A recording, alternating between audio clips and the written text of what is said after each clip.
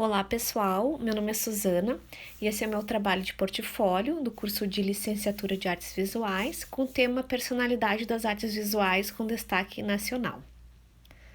Nessa primeira etapa do trabalho, tinha que escolher um artista da sua região. Eu escolhi a Heloísa Croco, ela é nascida em Porto Alegre, artista plástica, estudou na URGS, trabalhou com tapeçaria, fez cursos em Londres e se especializou em artes plásticas na PUC. Ao lado, eu coloquei a produção dela, que ela trabalha com a alma da árvore. Então, ela trabalha com rebarbas da madeira e dentro disso, os veios da madeira é que fazem as padronagens das peças dela.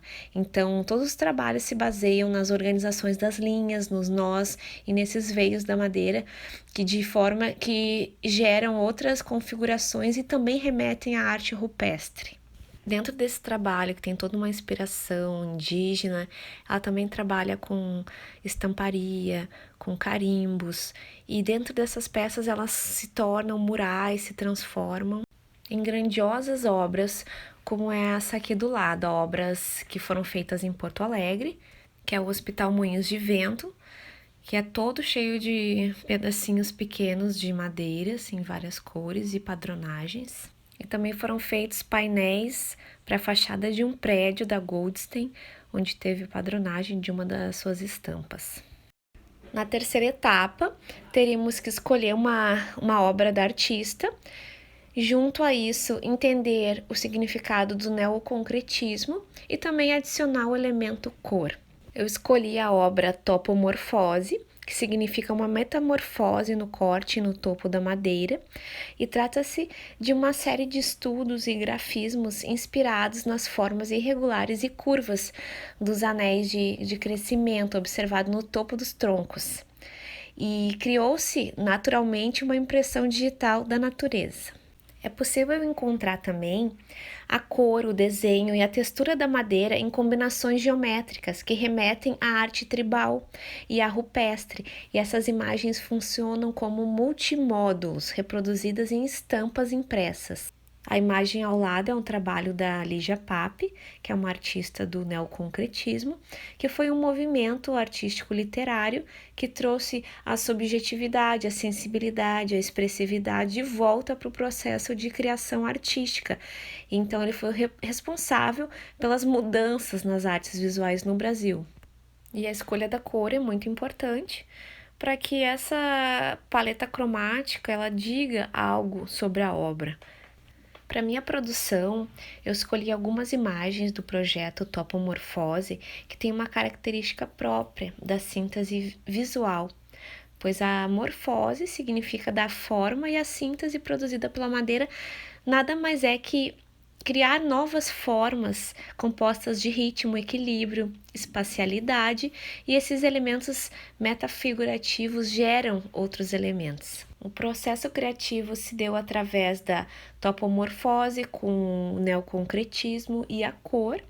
Então, a minha produção começa com o uso da corda de algodão e a máquina de costura.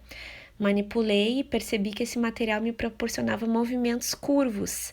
Então, eu segui nesse processo, seguindo com curvas, e até o ponto de partida, que é a espiral. Eu desmanchei essa espiral em algumas voltas, puxei para cima e comecei a interagir com a obra e me senti parte dela, descobrindo outras maneiras de representá-la. Transformei o espiral em 3D, percebi que essa linha desmanchada na segunda foto, ela se assemelha a rebarbas que existem nas madeiras, que é o trabalho da Heloísa também. Então, logo eu pintei com as cores complementares, com o roxo e o verde, de modo que essas cores se unissem e mudassem de tom. Na última etapa, eu usei os antagonismos baseados no trabalho da Lígia Pape, do livro de criações.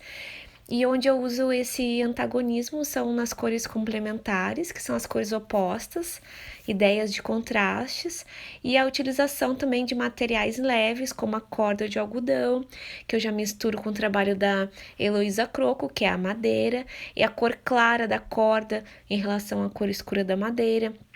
A opção também de escolhas de formas sinuosas, diferente das formas quadradas e triangulares que a Heloísa Croco utiliza no corte das peças.